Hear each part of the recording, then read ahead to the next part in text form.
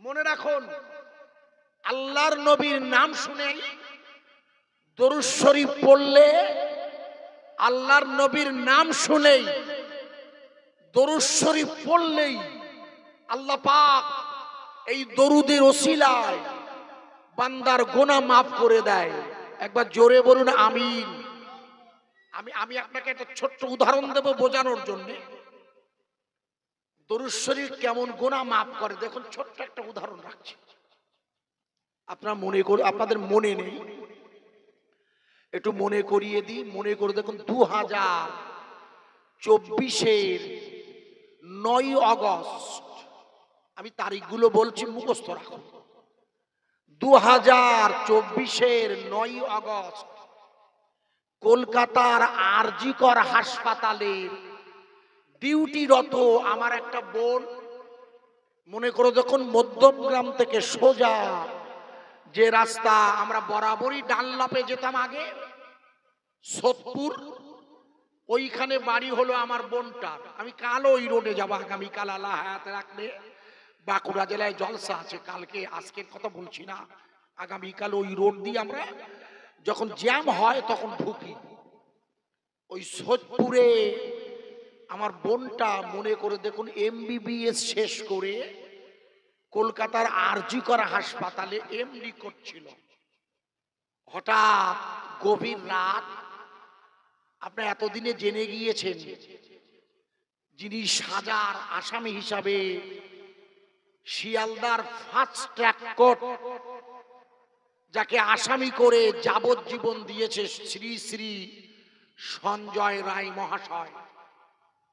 মনে করে দেখুন, চারিদিকে যখন আরজি কর নিয়ে হই হুল্লোড় চলছে, আন্দোলন, আপনাদের মনে আছে কিনা জানি না, ওই সময় আমাদের মুখ্যমন্ত্রী বলেছিলেন 15 দিনের মধ্যে একে আসামি যিনি দোষী তাকে ফাঁসিতে ঝুলিয়ে দাও, বলেছিল না ভাই?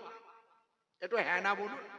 সব রাজনৈতিক দল ওই ধর্ষণকারীর, হত্যাকারীর ফাঁসি চেয়েছিল, কিন্তু প্র্যাকটিক্যাল কি হলো? বিচারে শিয়ালদার ফাস্ট ট্র্যাক কোর্ট ওকে যাবজ্জীবন সাজা দিয়েছে। এই প্রথম সাজাটার কথা বলছি, যেটা এখন চলছে, ওর পরে কি হবে জানি না।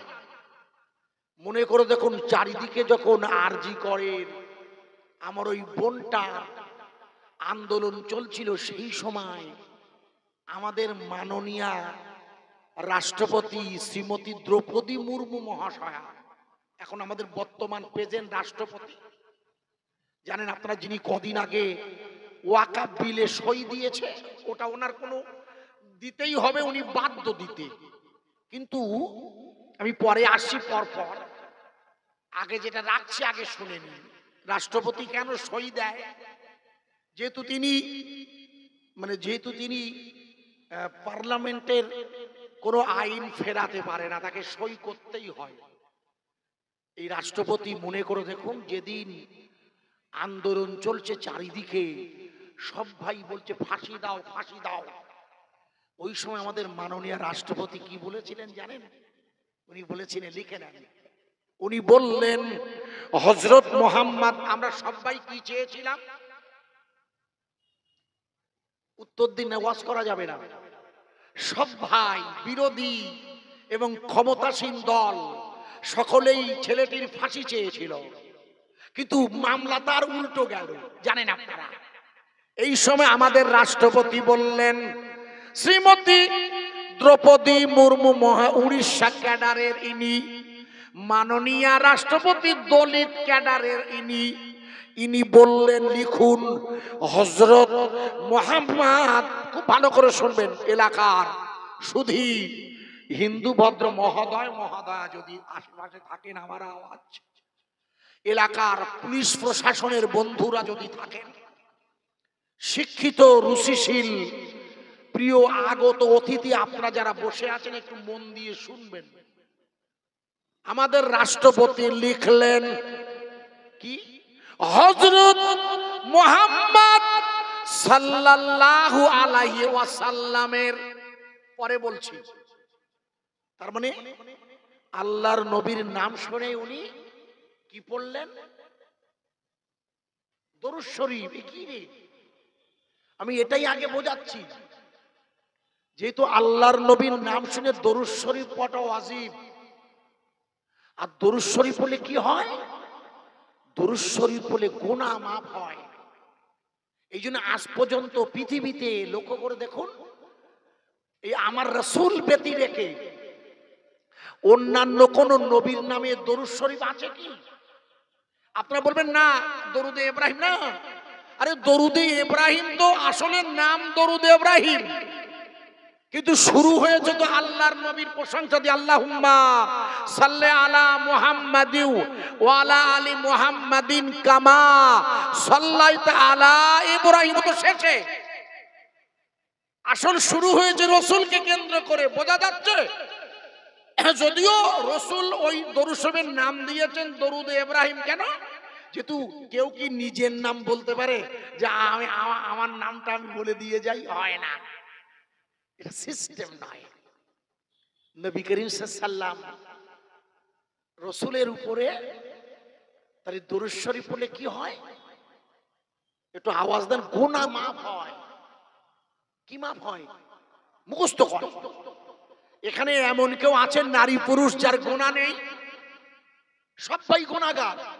আরে এমনকি আল্লাহর ওলিরাও গুনাহ করতে পারে, কি আশ্চর্য! গুনাহ না থাকলে তো তিনি নবী হয়ে যাবেন, পাগলা। আশ্চর্য! গুনাহ থাকতেই হবে শরীরে। আমার ওয়াজ বোঝা যাচ্ছে? মাথায় নেন ভালো করে।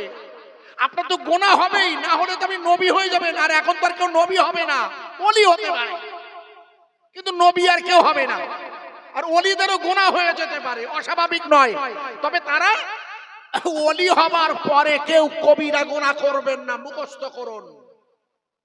যিনি আল্লাহর ওলি হয়ে গেছেন বলে আমরা ভাবি, তিনি কখনো প্রথম জীবনে কখনো ওয়াদা খেলাপ করবেন না। কারণ মুনাফিকের লক্ষণ হলো ওয়াদা খেলাপ করা। মুনাফিকের লক্ষণ হচ্ছে ইজা হাদ্দাসা কাযিবা, যখন কথা বলে মিথ্যা বলে, এটা মুনাফিকের লক্ষণ। আর মুনাফিকের স্থান হলো একেবারে শেষ জাহান্নামটা। জাহান্নাম কটা ভাই? 7টা। কোথায় আছে জানেন? উপর নিচে। জাহান্নাম হচ্ছে উপর নিচে, আর জান্নাত হলো পাশাপাশি।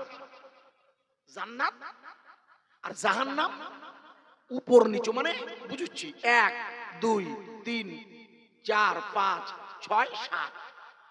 একেবারে 1 নম্বরে তারাই যাবে যারা মুনাফিক, বোঝা যাচ্ছে? 2 নম্বরে কারা যাবে আপনারা জানেন কি? জানেন না, আমি অত বলতে গেলে সময় পাবো না, আমি একটা সময় দেওয়া আছে। আর 7 নম্বর জাহান্নামে যাবে কারা জানেন না? আল্লাহ, কি রে? ওই পরপর জাহান্নামের কেন? জান্নাত পাশাপাশি আর জাহান্নাম পরপর কেন? ওই 6 নম্বর পর্যন্ত যারা আছে ওর থেকে কেউ বার হবে না, শুধু জাহান্নাম থেকে বার হবে। আল্লাহ রাসূল জিজ্ঞেস করছে, ও আমার জিবরিল, জাহান্নামে যাবে কারা? জিবরিল লজ্জায় মাথা নত করে, একটু মাথা নিচু করে বলছে, হুজুর আপনি কিছু মনে করবেন না, জাহান্নামে যাবে আপনার উম্মতেরা, যদিও তাদের বার করা হবে একটা পর্যায় নিয়ে। আমার কথা বোঝা যাচ্ছে কি? আর ওই মুনাফিক কিন্তু জাহান্নামে না, একেবারে শেষ, ও আর উঠবে না। বোঝাতে পারলাম? আরে হ্যাঁ না বলুন, ভালো করে ওয়াজ বুঝবেন, মুশকিল। এই জন্যে জাহান্নামে যাবে শুধু উম্মতে মুহাম্মাদি, অন্য কোন নবীর উম্মত না, সেখানে থাকবে না, শুধু আমরা আপনারা। আল্লাহ যেন না করেন, তবে যেটা হবে সেটা বলছে, যেহেতু জাহান্নাম আছে মানেই সেখানে উম্মতে মুহাম্মাদি যাবেই। কারণ কি? কারণ হলো তারা ঈমান আনবে মুখে, তাদের ঈমান থাকবে মুখে, লা ইলাহা ইল্লাল্লাহ তারা মুখে বলবে, কিন্তু তাদের কলব বলবে না। আমি পরে আসছি, আগে যেটা বলছিলাম। তাহলে দরুদ শরীফ বলে কি হয়? গুনাহ মাফ হয়। আমাদের রাষ্ট্রপতি উনি কিন্তু দরুদ শরীফ পড়লেন সাল্লাল্লাহু আলাইহি ওয়াসাল্লাম। আচ্ছা, ওনার কি গুনাহ মাফ হবে? হ্যাঁ না বলুন না। গুনাহ মাফ হতে গেলে 3টে শর্ত। প্রথম হচ্ছে লা ইলাহা ইল্লাল্লাহ মুখে বলতে হবে, একে বলে ইকরার বিল লিসান, বাংলায় হলো জবান দিয়ে স্বীকার করা লা ইলাহা ইল্লাল্লাহ। 2 নম্বর হলো লা ইলাহা ইল্লাল্লাহ, বাম স্তনের দুধের নিচে এক টুকরা গোশ আছে, এজা, মনে করে দেখুন এজা, ওই বাম স্তনের ইন্না ফিল জাসাদ মুদগাতন, প্রতিটি নারী আর পুরুষের বাম স্তনের দুধের নিচে এক টুকরা ছোট্ট গোশের টুকরা আছে, 21 গ্রাম ওজন, ওটাকে বলা হয় কলব। ওই কলব বলবে লা ইলাহা ইল্লাল্লাহ, এটা হলো ঈমানের দ্বিতীয় ভাগ। আর লা ইলাহা ইল্লাল্লাহ গোটা শরীর বলবে, রক্ত বলবে, হাড় হাড্ডি গোশ বলবে আল্লাহ আল্লাহ আল্লাহ, ইনি হলেন পূর্ণ মুমিন। এটা বলেছেন আমার ফুরফুরার দাদা হুজুর কেবলা, এটা আমার নয়, আমি কোথায় পাবো? দাদা হুজুর বলেছেন, আপনাদের মনে নেই, আমি মনে করিয়ে দেই। হাসবি রব্বি জাল্লাল্লাহ, তারপরের লাইন গুড। কোথা থেকে শিখলেন? ছোটবেলা থেকে শুনে শুনে, এ তো মুখস্থ, যেই আমি হাসবি বলবো পরের লাইন বলে দেবেন। কেন? ছোটবেলা থেকে শুনছেন। 120 বছর আগে দাদা হুজুর গিয়েছে, ওখান থেকে সিলসিলা বরাবর আপনারা এনেছেন। আমাদের হুমায়পুরের আমাদের আমির আলী সাহেব হুজুর ছিলেন, সুফি সাহেব, সব ভাই জানেন। আমাদের কলু মাঠপাড়া সব চারিদিকে যারা আমাদের তরিকতের জিকির করান, আমার কথা বোঝা যাচ্ছে কি? তারা দেখবেন এইটা পড়ায় হাসবি রব্বি জাল্লাল্লাহ। যদিও ইদানিং ইউটিউবে মেয়েরাও হাসবি রব্বি গাইছে, ইউটিউবে আছে না? হ্যাঁ না বলুন। এই আপনাদের কাছে নেই? মেয়েরা গাইছে না? আমি কি ভুল বলছি? আর ইদানিং তো 90% গজলের গানের সুর দিয়ে মেয়েরা গজল গাইছে। মনে করে দেখুন, একটা গজল আমি গাচ্ছি, মেয়েরা গাইছে কিন্তু, আর আপনার সুবহানাল্লাহ বলছেন। কি আশ্চর্য, মেয়েরা গজল গাইছে আর ছেলেরা সুবহানাল্লাহ বলছে। গজলটা শুনুন। পাল তুলে দে হেলা করিস না, জিয়ারাতে যাব আমি সোনার মদিনা।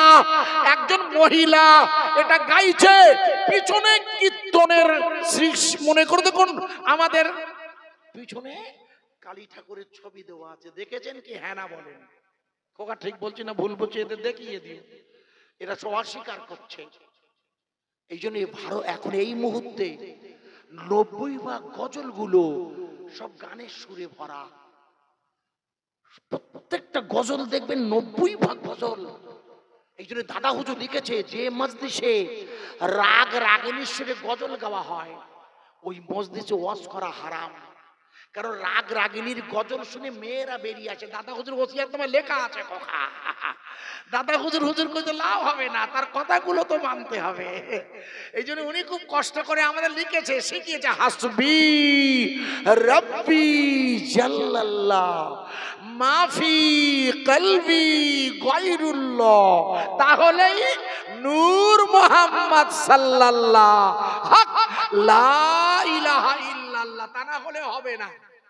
আমি মানে করে দিচ্ছি, আগে মানে করে দিই। এটা ছোটবেলা থেকে শোনা আছে আপনাদের, এটা হ্যাঁ না বলেন আছে কিনা? এর মানেটা জানেন? আপনি তো সুন্দর পড়লেন ভাইয়া, এর মানে জানেন কি? আপনার দোষ না, আমি ভাই ধরছি। এর মানে জানেন কি? মানেটা শুনে নেন, লিখে নেন। হাসবি রব্বি জাল্লাল্লাহ, এর বাংলা মানে হলো সকল প্রশংসা ওই আল্লাহর, যে আল্লাহ ধ্বংস হয় না। একবার জোরে বলা যাবে না?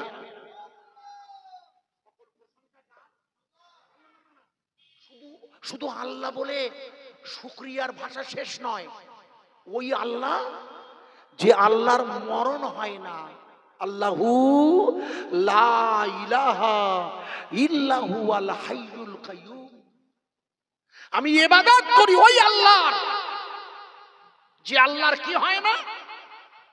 একটু জোরে বলুন। সে আল্লাহ কোথায় আছে? কোথায় আছে আল্লাহ? নাহনু আকরাবু ইলাইহিম মিন হাবলিল ওয়ারিদ। সে আল্লাহ আমার আপনার প্রত্যেক নারী পুরুষের ওই পিছন দিকের রগের মোটা শিরার কাছে, সেখানে অবস্থান করে যিনি। নাহানু আকরাবু, যিনি আমার এত নিকটে, তিনি দেখছেন আমার গোলাম আজিজুর মহেশ্বরপুরে ওয়াজ করছে, আর আমার বান্দি, আমার বান্দারা একটা দল মহেশ্বরপুরের গোটা গ্রামবাসীর ইসলের সব সত্ত্বেও বাজারে ঘুরছে একটা দল, আর একটা দল কেবল আমার সন্তুষ্টি লাভের জন্য তারা আমার প্রিয় রসুলের মহব্বতে বসে দরুদ শরীফ পড়ছে। আর যখনই তারা দরুদ শরীফ পড়বে, আল্লাহুম্মা সাল্লি আলা মুহাম্মাদিউ ওয়া আলা আলি মুহাম্মাদ ওয়া বারিক ওয়া সাল্লিম, আল্লাহুম্মা সাল্লি আলা সাইয়্যিদিনা মাওলানা মুহাম্মদ, অথবা আল্লাহুম্মা সাল্লি আলা মুহাম্মাদানিন নবীল উম্মি ওয়া আলা আলিহি ওয়া সাল্লিম তাসলিমা, যখনই পড়বে আমি আল্লাহ তাদের পূর্বের গুনাহ মাফ করে দেই। একবার জোরে বলুন সুবহানাল্লাহ। রাষ্ট্রপতি এই জন্যে দরুদ শরীফ পড়লে ওনার সওয়াব হবে না, এই কারণ হলো, ওই কারণের প্রথম কারণ হচ্ছে আপনাকে প্রথমেই স্বীকার করতে হবে এই পৃথিবীর মালিককে। আরে জোরে বলুন, কোন আল্লাহ? এই দেখো, যে আল্লাহর মরণ হয় না, কুল্লু মান আলাইহা ফান, সূরা রহমান, একটু খুলে দেখবেন, কুল্লু মান আলাইহা ফান ওয়া ইয়াবকা ওয়াজহু রাব্বিকা যুল জালালি ওয়াল ইকরাম ফাবিআইয়ি আলাই রাব্বিকুমা তুকাজ্জিবান। তুমি কি এটাকে মিথ্যা বলে, তুমি কি এটাকে মিথ্যা বলে মনে করো? তুমি কি মনে করো না এই পৃথিবীর সব কিছু ধ্বংস হয়ে যাবে, শুধু থাকবে তোমার মালিক, আর মালিকের সাথে যাদের সম্পর্ক তারা? বুঝতে পারেননি? কারা থাকবে? মালিকের সাথে সম্পর্ক। এই জন্য এটা আপনাদের বোঝানোর জন্য বলছি, নাহলে মুশকিল হয়ে যাবে। এই জন্য বান্দার চেষ্টা থাকবে সর্বক্ষণ আল্লাহর সাথে ইশকের মহব্বতের মধ্যে ঢুকে যাবা। কিভাবে ঢুকে যেতে হবে?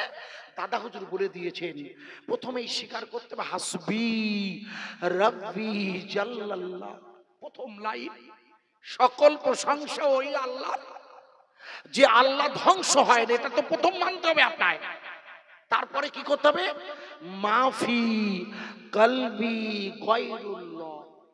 মা মানে হলো সাথে, ফি মানে হলো মধ্যে, কলবি মানে হলো তোমার কলবে। কি হবে? আল্লাহ আল্লাহ আল্লাহ বলবে। দাদা হুজুর বলছে আমি নয়, ভালো করে আমার শুনবেন। আপনার দাদা হুজুর ফুরফুরা, এটা নবী পাকের হাদিসের ব্যাখ্যা করছেন উনি। ওই হাসবি রাব্বি জাল্লাল্লাহ উনি লিখছেন, মাফি কলবি গায়রুল্লাহ, তোমার কলবটা যেন আল্লাহ ছাড়া অন্য কারোর চিন্তা না রাখে। বাম স্তনের দুধের নিচে যেখানে ঈমান থাকে, ঈমান রাখার জায়গা হচ্ছে কলব। ঈমান রাখার জায়গা কোথায়? আরে সূরা বাকারা আল্লাহ বলে না, খতামাল্লাহু আলা কুলুবিহিম, আমি ওদের কলবে মোহর মেরে দিয়েছি, ওখানে ঈমান ঢুকবে না। বোঝা যাচ্ছে বাংলা? ওখানে ঈমান ঢুকবে না। ঈমান না ঢোকার কারণে ওরা মুখে লা ইলাহা ইল্লাল্লাহ স্বীকার করে, যেহেতু কলব দিয়ে স্বীকার না করায় ওরা জাহান্নামে যাবে। আমার ওয়াজ কি বোঝা যাচ্ছে ভাইয়া? কারণ জাহান্নাম থেকে বার হবে, আর ওই ছটা থেকে আর বেরোবে না। ওখানে যাবে কারা? সব আপনারা জানেন, হাদিসে আছে কোন কোন দল ঢুকবে, তারা আর বার হবে না। শুধু উপরে থাকবে রাসূল উম্মত, যারা লা ইলাহা ইল্লাল্লাহ স্বীকার করেছে, তারা স্বীকার করেছে, কিন্তু পূর্ণ মাত্রায় কলব দিয়ে ওই মুনাফিক উবাইদুল্লাহ মনে করতে, মুনাফিক, ওই মুনাফিকেরা রাসূলের সাথে লা ইলাহা ইল্লাল্লাহ পড়ে মসজিদে মদিনায় নামাজ পড়তেন না হুজুরের সাথে। জানেন না এই হাদিস? রাসূল নিজেই জানে না যে ও মুনাফিক। ভালো করে শুনুন, মদিনার বিশিষ্ট সেই রাসূলের সাথে যখন উনি ইন্তেকাল করেছে, ওনার ছেলে এসে বলে, হুজুর আপনি আপনার জামাটা আমার আব্বাকে একটু দেবেন। মনে করতে কোন আল্লাহর নবী তার জামা 3 জনকে দিয়েছিল, মনে করতে কোন তারা, আপনাদের মনে নেই? হুজুরের শরীরের জামা কজনকে দিয়েছিল জানেন না? হুজুরের এই জুব্বা মুবারক ভাগ করে একটা টুকরা দিয়েছিল মা খাদিজাতুল কুবরার কাফনের সাথে, মুখস্থ করেন। আর একটি টুকরা ওই মুনাফিক সর্দার, মদিনার মুনাফিক লিডার অফ দা, রসুলের বিরোধী, রসুল জানে না, ও যখন মারা গেছে, ভালো করে শুনুন, আল্লাহ রসুলের কাছে ওর ছেলে এলে যে আপনি আমার আব্বাকে একটু জামা দেবেন, আপনার হুজুর গায়ের জামা দিয়েছেন, ভালো করে শুনুন, জানাজা পড়িয়েছেন, লাশ কবরে নামানোর পরে আল্লাহ বললেন আর কখনো এদের কাছে যাবেন না। 300 মুনাফিকের লিস্ট আনিয়ে দিলেন আল্লাহ, এরা সব মুনাফিক। হুজুর অবাক হয়ে গেছে, আরে সবাই তো আমাকে নবী বলে মানে, আমার সাথে নামাজ পড়ে, যুদ্ধে যায়, গনিমতের মাল নেয়। হুজুর অবাক, আশ্চর্য। হয়তো ওমর ফারুক বলছেন, হাদিস খুলে দেখবেন, উনি যখন মারা যাচ্ছেন সেই ওই মসজিদে নামাজে ঢুকতে যাবার সময় পিছন দিক থেকে লুলু নামক ওনার পিঠে ছুরি মেরে দিয়েছিল, মনে নেই? তো যখন উনি মারা যাচ্ছে, উনি ওনার ছেলেকে বলছে অমুক লোককে ডেকে আনো তো। এসে এলে জিজ্ঞেস করছে, চাচা আপনি তো জানেন মুনাফেকের নামের তালিকা রসুল আপনার কাছে দিয়েছে, তা আমার কি মুনাফেকের তালিকায় নাম আছে? বলো না খলিফা, আপনি মুনাফেক নন, ওমর ফারুক মুনাফিক না। কিন্তু উনি তখন বলছেন ছেলেকে, আব্দুল্লাহ আমি যখন মারা যাব, আমার যখন জানাজা হবে, দেখবে উনি আসেন কিনা, যদি উনি না আসেন তাহলে তুমি আমার জন্য আল্লাহর কাছে কান্নাকাটি করো, কারণ মুনাফিকের জানাজা নিষেধ। অতএব অতএব রসুল পাকের সাথে নামাজ পড়েছেন, ভালো করে বুঝবেন, খুব মন দিয়ে বুঝবেন ওয়াজটা।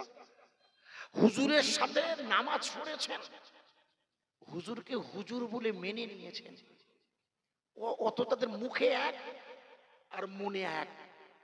তাই রসুলকে আল্লাহ বললেন তোমার মুখের সাথে মনের এক হতে হবে, তুমি মুখে বলবে লা ইলাহা ইল্লাল্লাহ, তোমার কলবের গোস্তও বলবে লা ইলাহা ইল্লাল্লাহ। ও যখন পড়বে আল্লাহ আল্লাহ, তখন আপনার এই জায়গাটা নড়বে। আপনার ইমাম সাহেবকে জিজ্ঞেস করবেন সূরা আনফাল, কাল সকালবেলা শুনিয়ে দেবে, ইন্নামাল মুমিনুনা আল্লাযীনা ইযা যুকিরাল্লাহ ওয়াজিলাত কুলুবুহুম, নিশ্চয় মুমিন ওরা যারা আল্লাহর নাম নিলে বা যাদের সামনে আল্লাহর নামের স্মরণ হলে তাদের কলবটা আল্লাহ আল্লাহ আল্লাহ বলে। নিজে শুনতে পাবেন আপনি, আপনার এই গোশের টুকরা যে আল্লাহ বলছে, এটা আপনি নিজের কানে শুনবেন না, নিজেই শুনতে পাবেন ও পড়ছে আল্লাহ কোথায় সেটা। এই যে আমি দেখাতে পারি, কেন রাসূলুল্লাহ হাদিসে দেখিয়েছে তাই আমি দেখিয়ে দিতে পারি, যেহেতু রাসূল দেখিয়েছে তাই না দেখাতে পারতাম না। তো ওই জায়গাটা কি করবে, আল্লাহ আল্লাহ আল্লাহ বলবে, খুব ভালো করে শুনবেন ওয়াজ। দাদা হুজুরের দ্বিতীয় লাইন কি, মাফি কলবি গায়রুল্লাহ, তোমার কলবটা বলবে আল্লাহ, তাহলে কি হবে, নূর মুহাম্মদ। রসুল কিসের তৈরি? শুধু নূর নয়, নূরে মুজাসসাম বলো, শুধু নূর বলবেন না, নূরে মুজাসসাম বোঝেন? নূরে মুজাসসাম মানে হলো তার শরীরে অন্যান্য যে অংশ আছে, যেমন পানি, আগুন, মাটি, হাওয়া, যা আমাদের সবার আছে, ওগুলো নূর। এই জন্য আল্লাহর নবীর পেশাব সুগন্ধে ভরা। রসুলের পেশাব একজন সাহাবা খেয়েছেন, পিপাসা লেগেছিল বলে মায়েশার ঘরে, মনে নেই? যখন মায়েশা বললে আরে কি সর্বনাশ, হুজুর বলে ওকে কিছু বলবে না, জীবনে ওর আর পেটের রোগ হবে না, জীবনে কখনো। একটু ভেবে দেখুন, আল্লাহর নবীর পেশাব মুবারক, আমি মুবারক বলছি পবিত্রতাই, যেটা খেলে রোগ ভালো হয়। কেন? ওনার গোটা বডিটা নূরে মুজাসসাম, নূর। ওনার পুরো শরীর কি জোরে বলুন, নূর নূর। ওনার আম্মা, ভালো করে শুনে নিন, ওনার আম্মা মা আমিনাতুজ জোহরা বলছে, যেদিন আমার ছেলে হয়েছে, যেদিন আমার বেটা হয়েছে, আমার শ্বশুর মশাই হযরতে আব্দুল মুত্তালিব বললে, আমি ওই কাবা শরীফের চত্বরে দাঁড়িয়ে আমি আমি আমি আব্দুল মুত্তালিব দেখতে পেলাম আকাশ, ভালো করে শুনে নিন, আম্মা আমিনাতুজ জোহরার বেটা হয়েছে।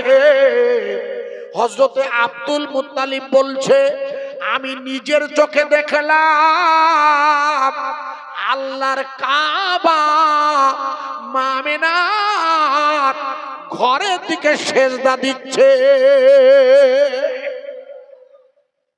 রাষ্ট্রপতি বলেছিলেন, কি বলেছিলেন মনে আছে? মনে নেই, আমি বলেছিলাম, ভুলে গেছিলাম না। উনি লিখেছেন, হযরত মুহাম্মদ সাল্লাল্লাহু আলাইহি ওয়াসাল্লামের কাছে আসা কোরআন গোটা পৃথিবীর মানব জাতির জীবন বিধান। একবার জোরে বলুন সুবহানাল্লাহ।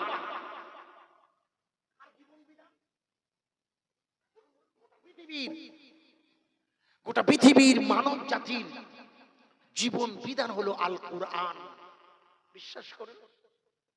এই জন্য রাষ্ট্রপতি উনি তো পড়তে পারতেন কোরআন, এখনো পড়েন। যারা ভালো পণ্ডিত তারা সব ধর্মের বিষয় ভালো করে খোঁজ খবর রাখে। রাসূল পাক সাল্লাল্লাহু আলাইহি ওয়াসাল্লামের কাছে আসা কোরআন, এতে কোনো সন্দেহ আছে? একটু হ্যাঁ না বলুন।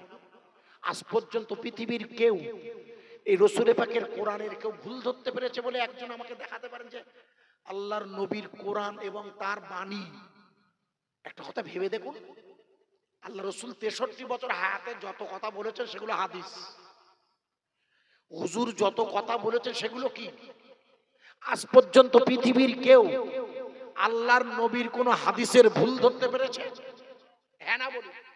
আমি একটা হাদিস একটু শোনাচ্ছি, একটা হাদিস একটা শোনাবো। আমার মায়েরা, পুরুষ নারী যারা আছেন, মন দিয়ে একটা হাদিস শুনে শুনে আবার ব্যাখ্যায় ফিরে আসছি, শুধু এই হাদিসটা শোনাবো। কি মনে করো, দেখুন আমি আপনাদের বলছি, ইন্না ফিল জাসাদু মুদগাতুন, এটা মুসলিম শরীফের হাদিস, বুখারীর হাদিস, তাই হাদিসটা আবার বলছি। রাসূল বলছেন, নিশ্চয়ই তোমাদের শরীরে এক টুকরা গোশ আছে, এজা সালুয়া সালুহা জাসাদু কুল্লুহু, নিশ্চয়ই সেটা যদি পাক হয় তাহলে ওটা পাক। ভালো করে বুঝবেন, এজা ফাসাদাত ফাসাদাত জাসাদু কুল্লুহু, যদি ওটা ফাসাদ হয়, খারাপ হয়, খারাপ মানে পাপ করেছো। ভালো করে শুনবেন ভাই, পাপ করি তো আমি আজিজুর, জেনা করেছি আমি, মিথ্যে কথা বলেছি আমি, লোকের জমি ভাগরা করেছি আমি, লোন নিয়ে সুদ খেয়েছি আমি, সব করেছি আমি, আর সেই গোনাটা গিয়ে জমা হচ্ছে আপনার বাম স্তনের দুধের নিচের কলবে। এটা কি জানা আছে আপনাদের হাতে? যখন কেউ গোনা করে, এজা নুকে তা, তখন একটা করে কালো দাগ পড়ে কলবে। ভালো করে শুনবেন, যখন কেউ কোনো গোনা করে, মিথ্যে কথা বলা, কবিরা গোনা, এই গোনা যখন কেউ করে তখন কি হয় বলুন একটু? না না, একটা করে শুন, নোক্তা না, মরিচা পড়া হয় বলা হয়। ওটাকে কি বলা হয়? হাদিসের ভাষা জং পড়া, হাদিসের ভাষা। আল্লাহ রাসূল বললে, মানুষ যখন গোনা করে, মানুষ বলো, উম্মতে মুহাম্মাদি বলেননি যে আমার উম্মত না, কারণ আল্লাহ নবী এসেছেন পৃথিবীর সব মানুষের জন্য। এই জন্য কোরআনের আরেকটি নাম হলো হুদাল লিন্নাস, মানব জাতির হেদায়েতের বিধান কোরআন।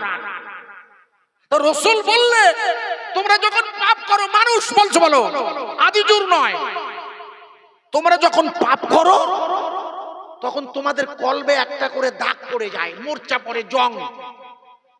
আল্লাহ নবীর এই হাদিসটা আমেরিকার বিজ্ঞানে, কোন আমেরিকা? যেখানকার প্রেসিডেন্ট এখন ডোনাল্ড ট্রাম্প, যিনি এই পাকিস্তান আর ভারতের যুদ্ধ বন্ধের আবেদন জানিয়ে শান্তির জন্য যুদ্ধ বন্ধ করেছেন, দাবি করছেন যেটা আমার প্রচেষ্টা হয়েছে, ডোনাল্ড ট্রাম্প, এটা ভালো কাজ। ওনার এই কাজটা নিঃসন্দেহে এটি ভালো কাজ। কেন? যেহেতু যুদ্ধ মানুষের জীবনে বিপর্যয় নিয়ে আসে, ভুল বুঝবেন না। এই জন্যে এটা একটা ভালো কাজ ট্যাম সাহেবের। কিন্তু ওনার ভুল বুঝবেন না, যেন ওনার উদ্দেশ্যটা আমি বলছি না, আমি বলছি এইটা যে আমেরিকার বিজ্ঞানীরা বললেন, খুব লক্ষ্য করে শোনাই জায়গাটা, এই আমেরিকার বিজ্ঞানীরা বললে যে 1450 বছর আগে মুহাম্মদুর রাসূলুল্লাহ বলেছেন মানুষ গুনাহ করলে, পাপ করলে মরচে পড়ে কলবে, এই গোশের টুকরা 21 গ্রাম ওজন। এটা মিথ্যে কথা, এটা হয় না। কারণ পাপ তো করে শরীর দিয়ে, এর নাম নফস। এই বডিটা কুল্লু নাফসিন যায়কাতুল মাউত, মৃত্যু হয় তো এই বডিটা। মৃত্যু হয় কার? দেখো তিনি মাইকে ঘোষণা করছে না আইজুর রহমান মারা গেছে, 4টার সময় জানাজা হবে, আগামীকাল জোহরবাদ। এই মারা গেছি, জানা যাবে কার? আমার বডিটার। পাগলা, আমার রুহটা বেরিয়ে গেছে না, আমার রুহ নেই, তাই আমি মারা গেছি গো। রুহ নেই, বডিটা আছে, উনি জানাজা হবে। আমেরিকার বিজ্ঞানীরা বলল আরে মানুষ পাপ করে শরীরে, মুহাম্মদুর রাসূলুল্লাহর এই কথাটা চলে না, এটা ঠিক বলেনি উনি। আমেরিকার বিজ্ঞানীরা বলল তাহলে মুহাম্মদুর রাসূলুল্লাহর এই হাদিসটাকে যদি তোমরা ভুল প্রমাণ করতে পারো, ওনার একটা কথা যদি ভুল প্রমাণ হয়ে যায়, তাহলে ওনার সব কথাগুলো ভুল প্রমাণ করা সুবিধা হবে আমাদের। অথচ ওনার কাছে আসা আল্লাহর কোরআনে আল্লাহ জানিয়ে দিলে যালিকাল কিতাবু লা রাইবা ফীহি। একবার জোরে বলুন সুবহানাল্লাহ। একটু জোরে বলবেন না? ওনার কাছে আসা কোরআন, যাতে কোনো সন্দেহ নেই, আল্লাহর কোরআনে কোনো সন্দেহ নেই। আমার কথা বোঝা যাচ্ছে ভাইয়া? বিজ্ঞানীরা বললে আমরা এটার ভুল ধরব। আল্লাহর হাবিব একটু মনে ঝড় উঠছে, লক্ষ্য করেন, নারা দেন তো, নারায়ে তাকবীর, একটু নারা দেন, নারায়ে তাকবীর, নারায়ে তাকবীর। আপনারা খুব আওয়াজ দিয়ে আল্লাহর কাছে দরখাস্ত করুন। আমি দরখাস্ত পেশ করছি, জেনারেটর কারেন্ট অফ করে দিন, কারেন্ট অফ করে দিন। এই আমরা চেষ্টা করছি মালিকের কাছে দোয়া করার। নারায়ে তাকবীর, আর একটু জোরে বলুন, নারায়ে তাকবীর। আল্লাহ পাক যদি চান আমরা আরেকটু আওয়াজ দিয়ে বলি, নারায়ে তাকবীর। যেহেতু একদম ফাঁকা জায়গা, তো আমরা চেষ্টা করি আল্লাহর কাছে হাত ওঠা। দারুণ জোরে ঝড় এসেছে, ফাঁকা মাঠ, আমরা এখানে মনে হয়